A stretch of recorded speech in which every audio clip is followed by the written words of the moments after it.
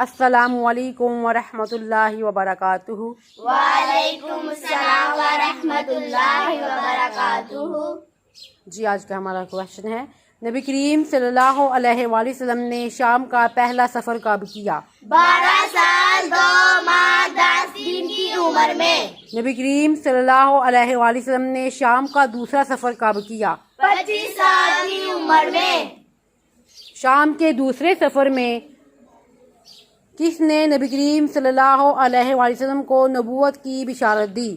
ایک راہب نے جس کا نام نستورہ تھا۔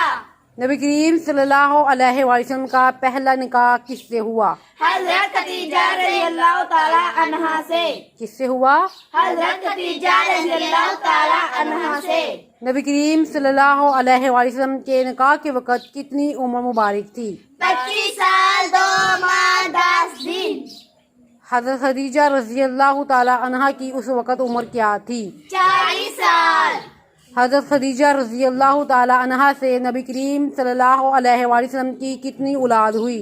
2 فرزند اور 4 صاحبزادیاں۔ ان کے نام کیا کیا تھے؟